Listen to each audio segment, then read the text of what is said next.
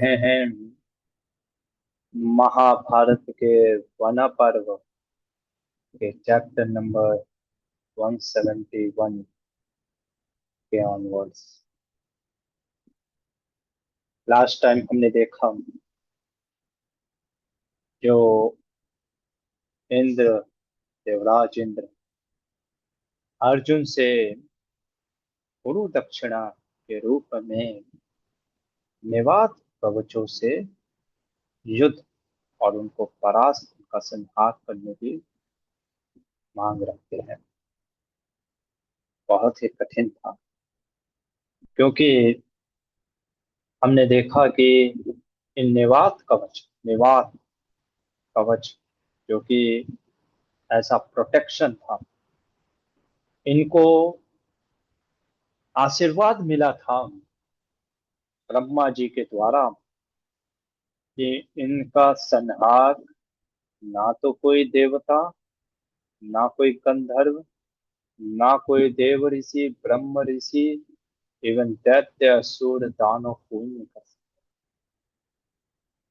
ऐसे निवात कवचों से युद्ध करने अर्जुन अकेला मातली को लेकर के निकल पड़ा।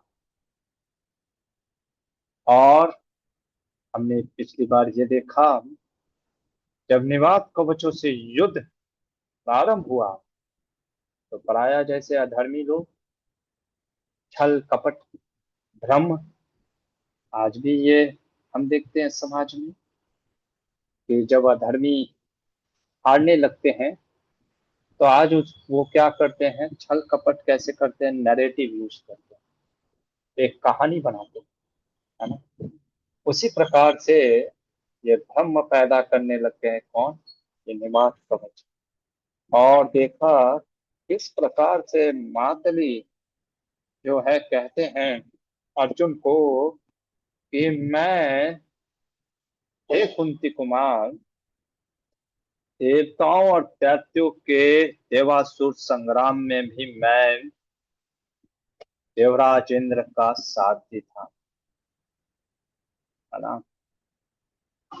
उस समय भी मैं समरासुर के वध के समय मैंने देवराज इंद्र का सारथी रहा।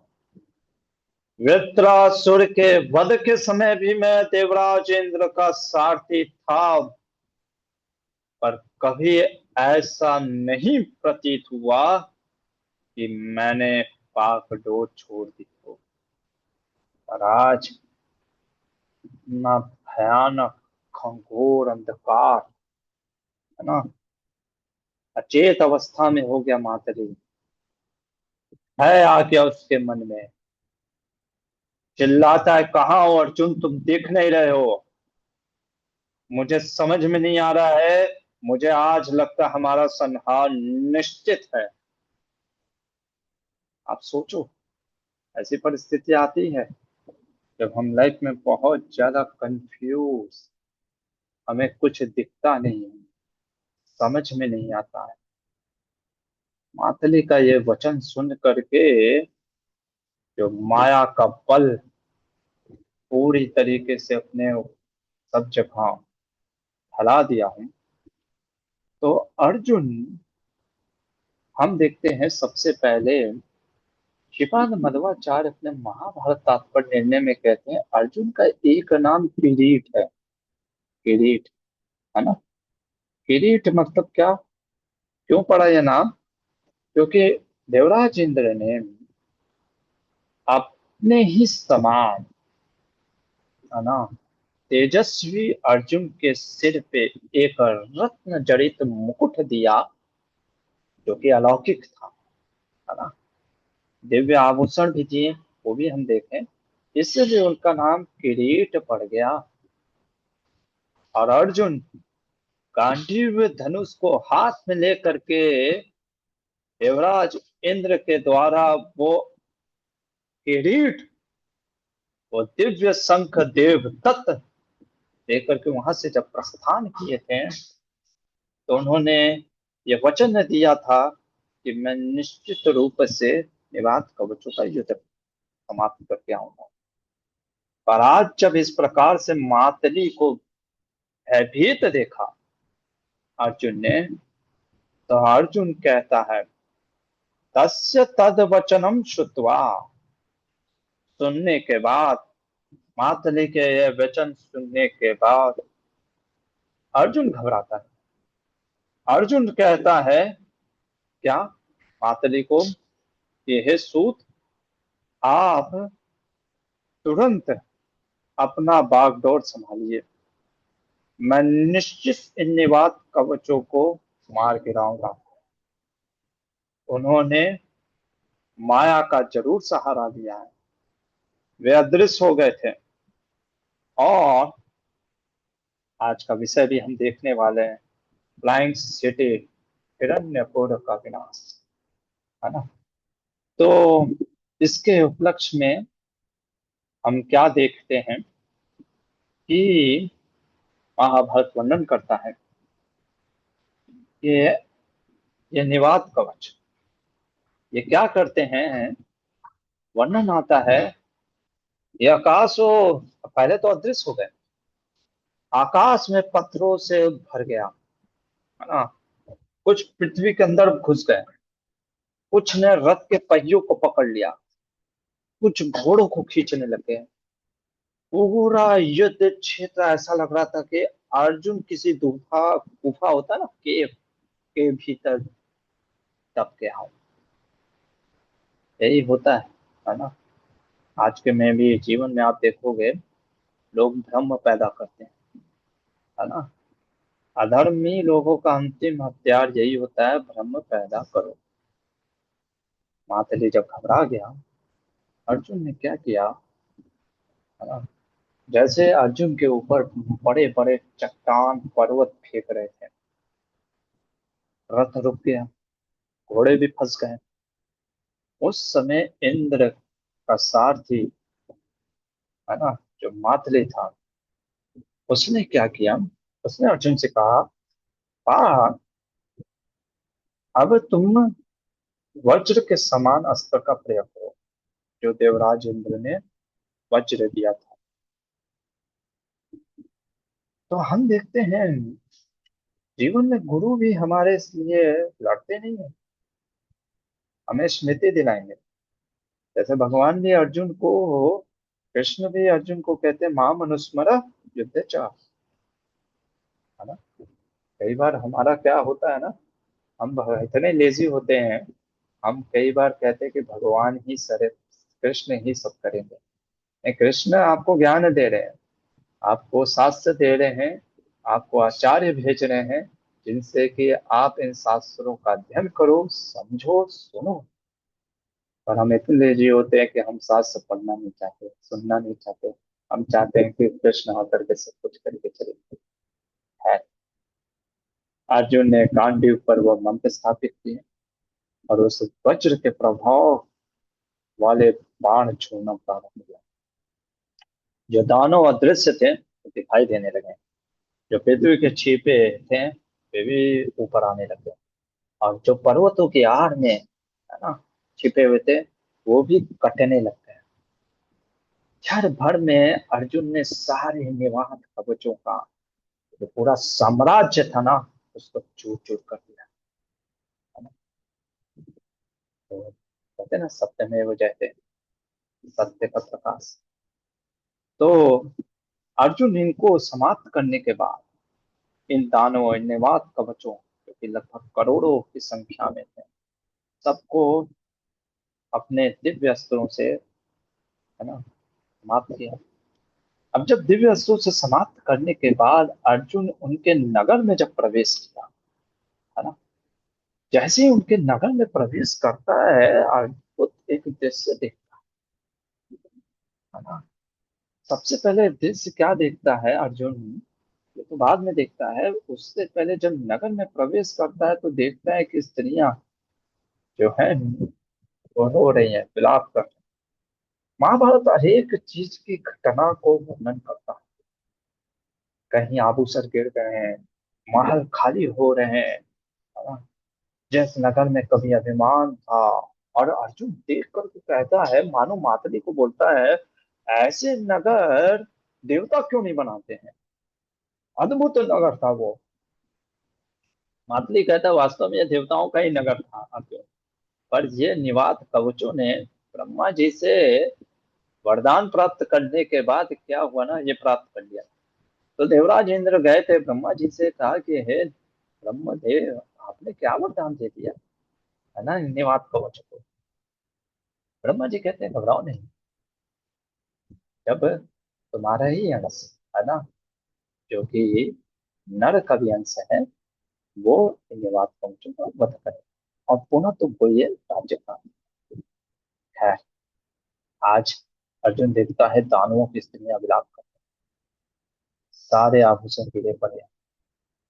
तो आप देखो जीवन में अधर्म से कमाया हुआ शक्ति, धन, सुरक्षा, सब कुछ आपके सामने रहेगा, पर अंत में वो सब टूट जाएगा।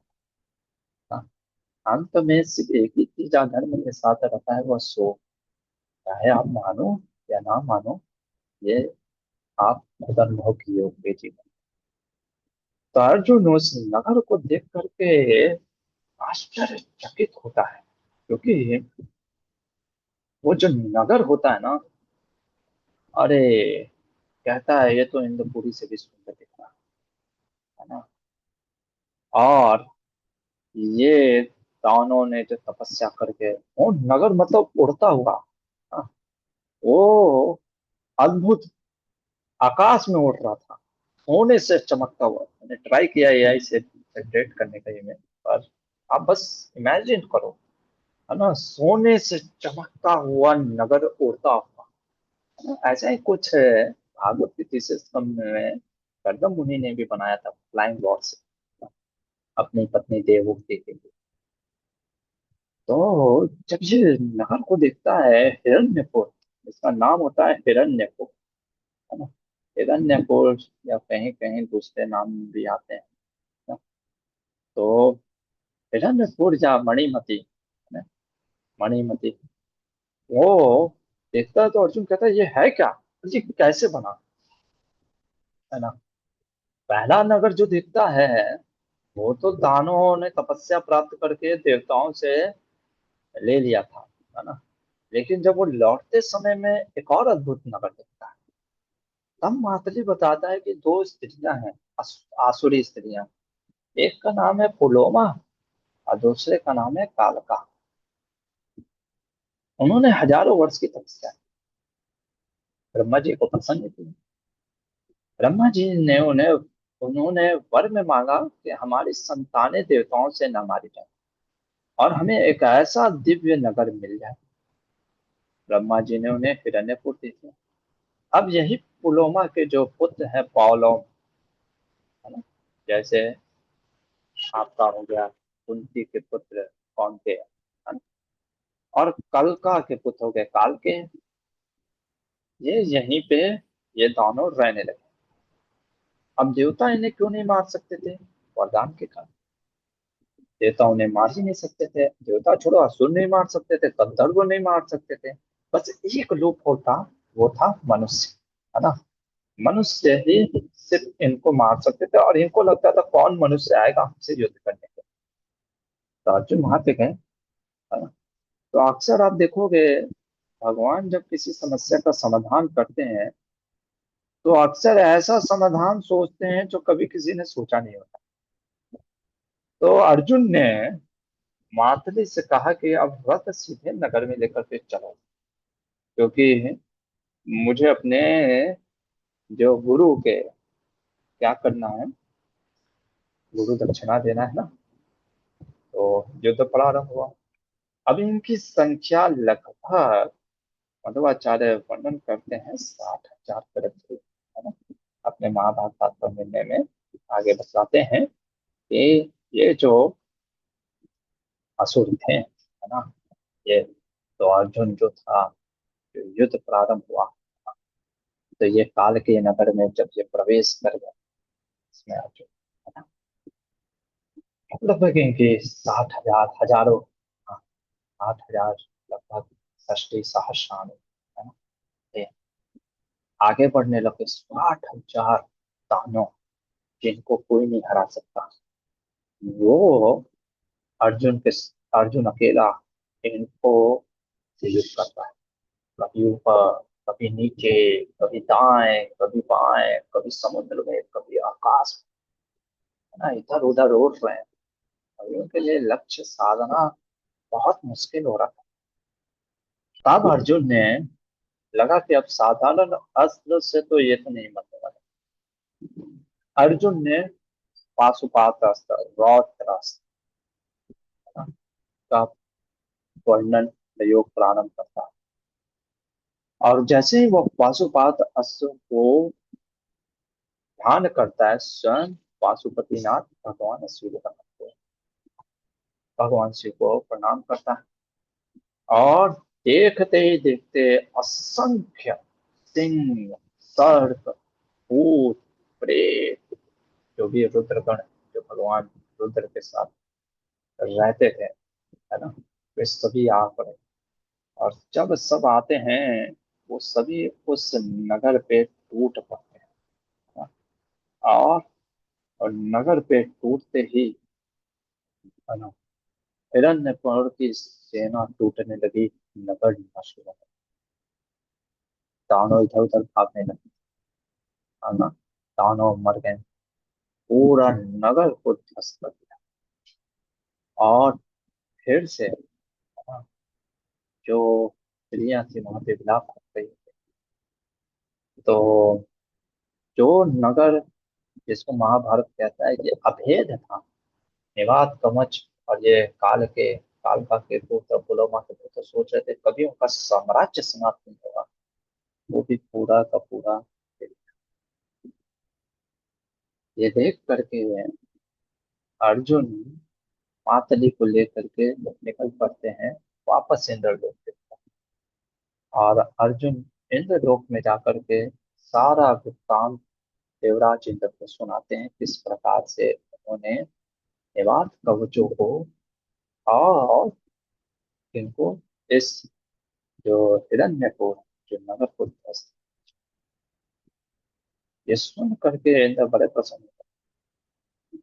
अब इंद्र, देवराज इंद्र कहते हैं कि अर्जुन, जो कार्य देवता नहीं कर सकते थे वो तुमने आज जाकर के सही रूप में गुरु दक्षिणा चुका। अब उसने सिद्ध कर दिया कि वह योग्य धारक है दिव्यास्त्र।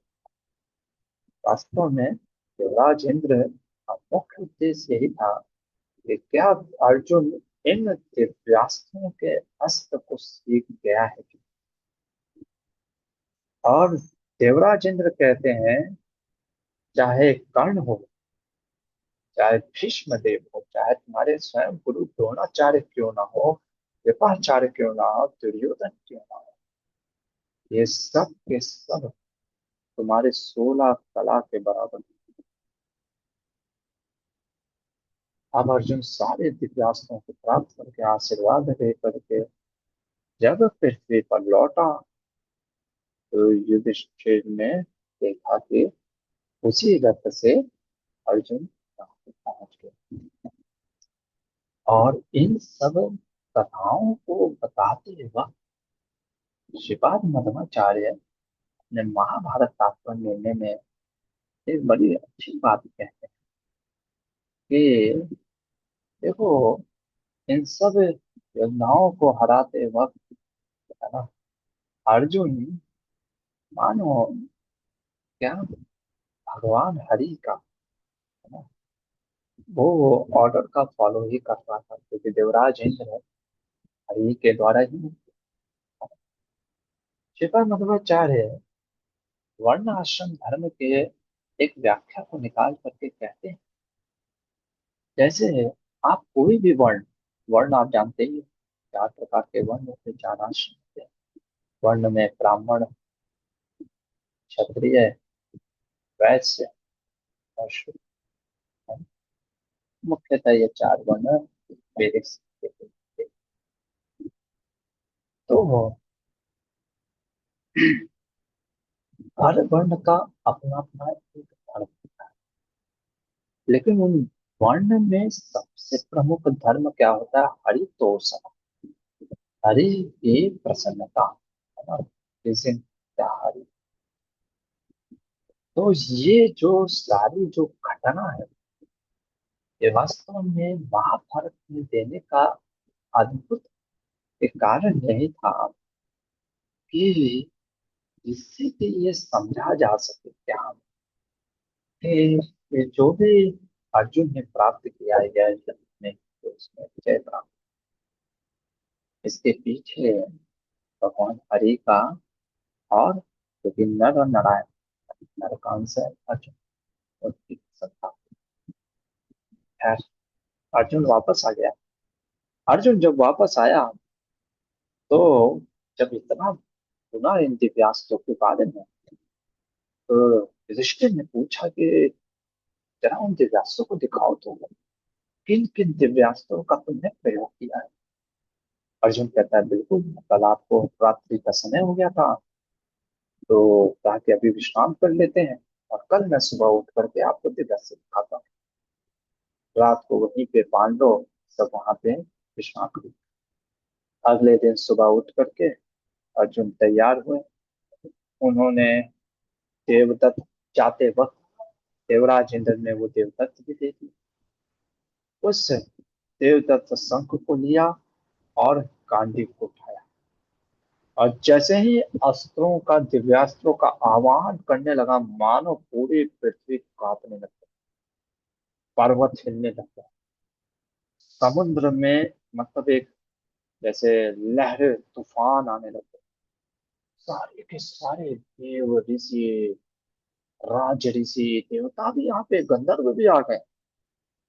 उसी समय देवराज, देवर्षि नारद मुनि उपस्थित, और नारद मुनि ने अर्जुन को कहा, इन दिव्यास्त्रों को बिना लक्ष्य के कभी नहीं चलना। अरे, व्यक्ति को तब तक इन दिव्यास्त्रों का प्रयोग नहीं करना चाहिए जब तक कि स्वयं पे संकट ना आ जाए, वो भी मृत्यु का। आप देखोगे महाभारत में जब भीष्म के 10वें दिन गिर जाते हैं ना, तो दुर्योधन के उकसाने के कारण कौन, हमारे जो थे, क्या नाम थे, गुरु द्रोणाचार्य, इन सभी दिव्यास्त्रों को वो भी जानते थे, उन्होंने परशुराम जी से दिया, और वो चलाने लग जाते हैं।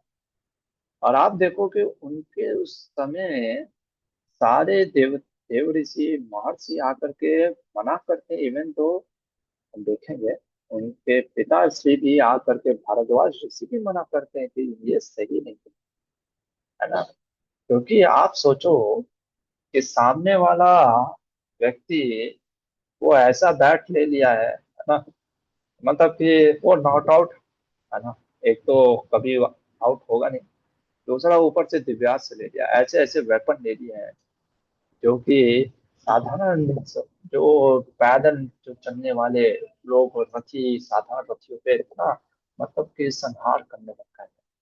इसलिए आप देखोगे भगवान श्री कृष्ण कहते हैं इस समय अब द्रोणाचार्य को रोकना निश्चित है। आज वही चीज हम देखते हैं। देव ऋषि ने जैसे ही अर्जुन को बोला कि इन दिव्यास्त्रों का प्रयोग में नहीं करना चाहिए, अर्जुन रुक जाता, उन दिव्यास्त्रों का प्रयोग बंद कर देता है। शक्ति पर नियंत्रण का सम्मान करना ये बहुत जरूरी है। कर्ण के पास शक्ति था पर संयम नहीं। अश्वत्थामा के पास शक्ति थी पर संयम नहीं। कर्ण के पास शक्ति था, संयम नहीं था, इसीलिए द्रोणाचार्य ने मना कर दिया था ब्रह्मास्त्र देने के लिए। अश्वत्थामा के पास ये संयम नहीं था। हम देखते हैं कैसे वो अंत में ब्रह्मास्त्र छोड़ देता है ना। तो इसलिए अर्जुन की महानता के बारे में हमारे आचार्य कहते हैं कि अर्जुन के पास सिर्फ शक्ति ही रही और संयम। इसलिए अर्जुन भगवान कृष्ण को बहुत प्रिय है ना। तो ये जो हमने अध्याय पढ़ा पूरा, जिसमें निवात कवचों का विनाश, जो कि एक ब्रह्म पर विजय है ना, और हिरण्यपुर जैसे फ्लाइंग सिटी का विनाश है ना। तो प्राय हम कई बार अपनी शक्तियों पे भरोसा करते, धर्म पे भरोसा नहीं करते है ना? और नारद जी के उपदेश, ये शक्ति का सिंह है। इन सब चीजों का उद्देश्य महाभारत का, जो अर्जुन एक नायक है, जो कि हम देखते हैं कब अस्त्र चलाना चाहिए, कैसे चलाना चाहिए। और हमने पिछली बार ये भी देखा था कैसे इंद्रपुर के अमरावती के भोग से भी विचलित होता है। ये सारा जो प्रमुख चीज हमने देखा, ये कि किस प्रकार से अर्जुन ने किया। अब ऐसे लगभग 10 वर्ष भी, 4 वर्ष और बीत गए, 5 वर्ष तो अच्छा।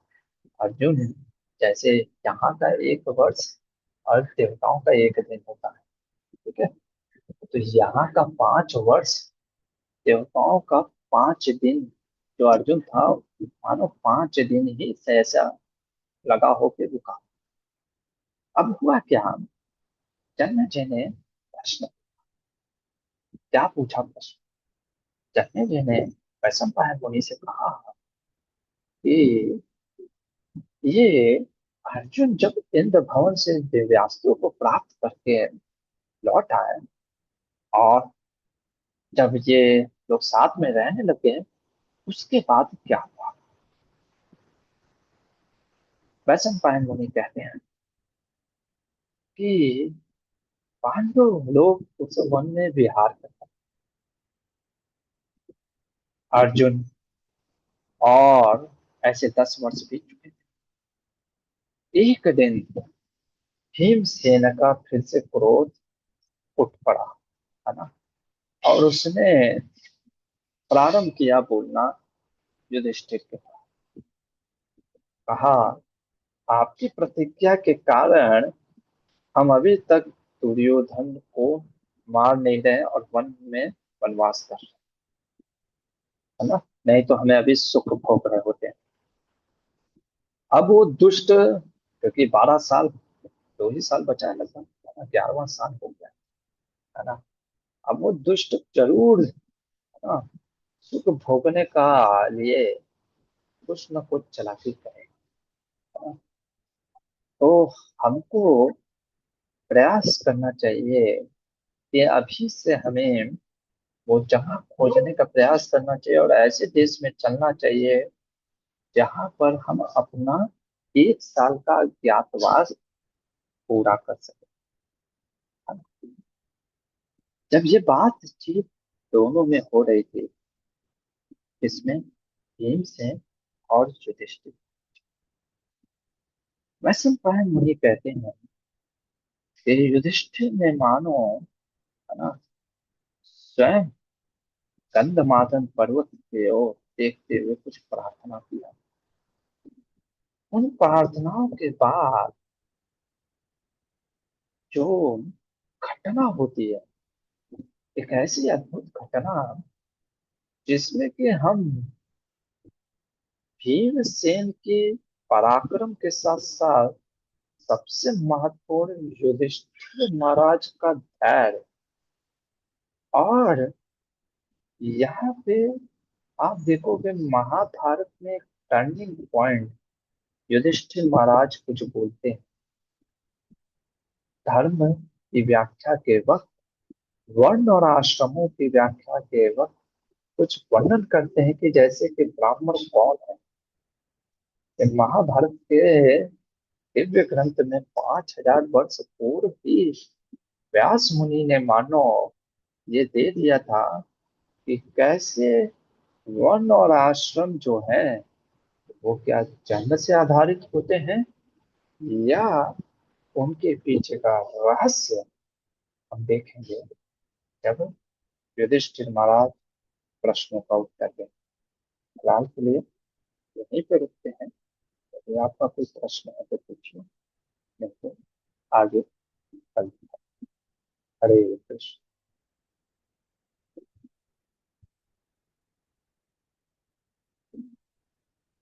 इस पर मेरे बात। श्री कृष्णानंद प्रणाम प्रभु जी। प्रभु जी, जो शक्ति की बात चल रही थी, तो धर्म दिखता नहीं या फिर धर्म का जो फल है वो भी जल्दी दिखता नहीं, लेकिन शक्ति जल्दी प्रदर्शित हो जाती है। तो शक्ति से श्रेष्ठ धर्म है, लेकिन फिर भी लोगों का शक्ति के प्रति क्यों अट्रैक्शन ज्यादा होता है प्रभु जी? शक्ति के प्रति अट्रैक्शन देखिए, शक्ति की भी जरूरत होती है।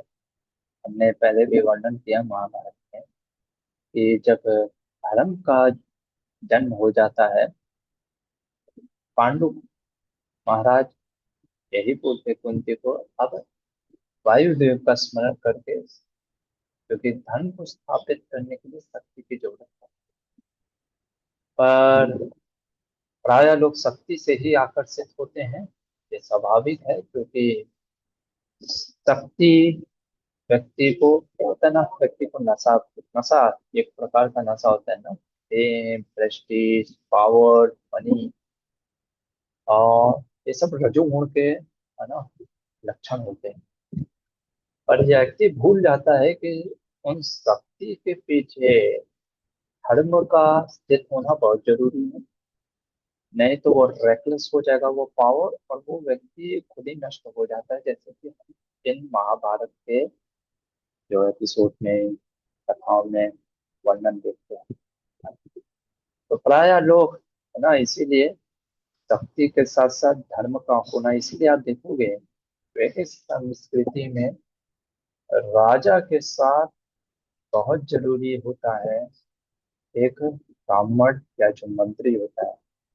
और विशेषकर अगर आप एस्ट्रोलॉजी से देखोगे तो ये मंत्री जो होते हैं जिनका बृहस्पति गुरु, क्योंकि गुरु जो होता है विष्णु, तो जिनका गुरु बहुत हाई होता है, इसलिए हमारे जीवन में भी हम जब भी कोई कार्य करते हैं गुरु का होना बहुत अति आवश्यक है। अब कोई भी ऑर्गेनाइजेशन आप देख रहे हैं, वो कब नष्ट होता है, चाहे वो स्पिरिचुअल ऑर्गेनाइजेशन, जब वो बहुत ज्यादा किसी शक्ति पे इन्फ्लुएंस हो जाता है। सपोज करो कोई एक स्पिरिचुअल ऑर्गेनाइजेशन है, सिर्फ वो फोकस कर रहा है टेम्पल पे, सिर्फ वो फोकस कर रहा है फंडिंग द मनी पे, सिर्फ वो फोकस कर रहा है कैसे फैलाए है ना अपने साम्राज्य को। अगर उसके पीछे शास्त्र या कोई विस्डम नहीं साथ रहा ना, तो आप देखोगे, देखो कैसा होता है ना, अधर्म फैलता बहुत तेजी से। भगवद गीता में भी कृष्णा कहते हैं ना, रजोगुण का एक स्वभाव होता है, वो बहुत है ना, बहुत तेजी से फैलता है। और इनऑर्गेनिक चीज का यही चीज होता है ना, बहुत जल्दी उसका रिजल्ट देता है, और वो बहुत जल्दी अट्रैक्ट होता है चीज से। लेकिन वो बहुत जल्दी गिरता भी है।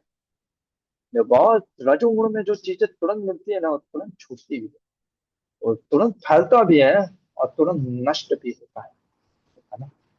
सत्वा का एक चीज अच्छा होता है, सत्वा मतलब ऑर्गेनिक, जो विस्डम के साथ चीजें जो बढ़ती है ना, वो धीरे धीरे बढ़ेगा, लेकिन वो बहुत ही एकदम जड़ें उसकी मजबूत है। तो ये बहुत ही हमको समझना चाहिए। ये अच्छा प्रश्न है ना, कि हम शक्ति के प्रति आकर्षित होते हैं, ये स्वाभाविक ही होता है, हर व्यक्ति शक्ति के प्रति आकर्षित होता है। या विद्या का भी, अहंकार ज्ञान की एक शक्ति है, उसका भी आकर्षित हो जाता है। इसलिए हम बहुत सच मैं बता रहा था ना, सुखदेव गोस्वामी कहते हैं कि ये प्रोसेस थोड़ा सा ग्रेजुअल है ना, हर चीज ग्रेजुअल है। जैसे भगवत गीता में भी कृष्णा बोलते हैं समय समय धीरे धीरे मन को एकाग्रचित करना होता है। वैसे ही अब शास्त्रों का ज्ञान, ये धर्मों का पालन करने के लिए समय लगता है ना, हर चीज समय से। इसलिए भगवान गीता में कहते थे ना, योग एक युक्त है, बैलेंस। तो बहुत जरूरी है कि हम कोई भी चीजों को जब हम करते हैं अपने जीवन में, हमें प्रयास करना चाहिए विष्णु और गुरु का। गुरु मतलब वही विष्णु, चाहे वो शास्त्रों का ज्ञान, चाहे किसी गुरु वाणी के अंतर्गत ही चलना चाहिए। नहीं तो वो इससे नष्ट होता है। जैसे हम देखते हैं हिरण्य को, अद्भुत उसका वर्णन महाभारत में पढ़ोगे, ऐसा मतलब अर्जुन भी आकर्षित हो जाता है उस शहर से, लेकिन अंत में उसका भी विध्वंस हो जाता है। आपको समझना। सोचो द्रोणाचार्य भी, आप देखना जब हम बताएंगे आपको 14वें दिन है ना, 14वें दिन के अराउंड 10वें दिन के बाद 12वें दिन से 13वें दिन महाभारत की युद्ध। इतना मतलब कि आउट ऑफ रजोगुण का एक प्रभाव क्या होता है ना, यही तुम बता भी था भागवत में भी ना। और रजस तमस के प्रभाव से व्यक्ति समाधि से भी नीचे गिर सकता है। सोचो ये द्रोणाचार्य कोई साधारण नहीं है ना। जो अर्जुन के गुरु है ना, जो परशुराम के शिष्य है, वो भी प्रभावित हो गए। आज मतलब युद्ध के वेग में आदमी भूल ही जाता है ना। जब कई बार हम भी कुछ कार्य वो रजोगुण में जब जाते हैं ना, रजोगुण के वेग, व्यक्ति इतना प्रभावित हो जाता है, कभी कभी वो भूल जाता है ना। काम के आवेश में इतना भूल जाता है कि माला जब बचा हुआ है, नाम जब बचा हुआ है ना, आपको गुरुजनों का आशीर्वाद देना है या जो भी, वो प्रभाव इतना प्रभावशाली है। इसलिए बहुत जरूरी है हमारे जीवन में ये धर्म का पालन। सत्य मतलब जी प्रभु है जी ये। धन्यवाद। और प्रभु जी, ये अज्ञातवास के लिए तो जो गंधमादन पर्वत था, कुबेर का, वहां तो कोई जा ही नहीं सकता, तो फिर ये लोग तो वहां भी रुक सकते थे, तो वहां से फिर क्यों थे? हाँ, ये ये चीज हम आपको बताएं क्यों वहां पे नहीं रुक सकते थे। हर चीज का एक वो होता है ना, क्या बोलते हैं, एक लिमिटेशन। आप ऐसे नहीं कि उठ करके फिर तो ये सब अर्जुन के साथ युद्ध करके स्वर्ग लोग चले जाते हैं है ना। It's there are many factors involve है ना, कि वो आएगा क्या तो एक्सपेक्टेड थे। वैसे मैं अभी आपको बता देता हूँ, एक चीज तो ये था कि पांडवों जब ये गए थे दिव्यास, अभी आए है ना, ये कौरवों को पता चला था कि अर्जुन ने दिव्यास पर किया। तो ऐसा था कि वो पता भी नहीं होना चाहिए दुर्योधन को कि इस समय कहाँ है। तो अगर मान में सपोज करो वो लोग गंधमादन पर्वत में भी छिपे रहते हैं, लेकिन दुर्योधन को तो पता है ना कि गंधमादन पर्वत पे है, तो रूल्स को तो पता था। सेकंड थिंग, उसने जब अज्ञातवास की बात की थी तो उसने कुछ पैरामीटर डिसाइड किए। हस्तिनापुर का जो स्थान है ना, सपोज करो अगर ये हस्तिनापुर है तो इसके कुछ इतना ही एरिया में जा करके आपको छिपना है। इसके एरिया के बाउंड्रीज में बाहर नहीं निकलना है ना। बहुत टैक्टिक दिमाग लगाया था इसने है ना, दुर्योधन। वो मान, उसका क्या प्लान था ना कि 12 साल के लिए वनवास भेजो, 1 साल का क्या था, 1 साल में फिर ढूंढो, फिर 12 साल में, इतना तो हम लोग जी हो जाएगा। फिर लोग भी भूल जाते हैं है ना, out of sight out of mind. लोग भी भूल जाएंगे कौन पांडव। और हम देखेंगे किस प्रकार से ये 1 साल कैसे वो अपने आसपास में निकालते हैं, तो बहुत लंबी कहानी है ना, तो हम देखेंगे ठीक है। यहीं पे देखते हैं। महाभारत ग्रंथ की जाए, प्रभु महाभारत।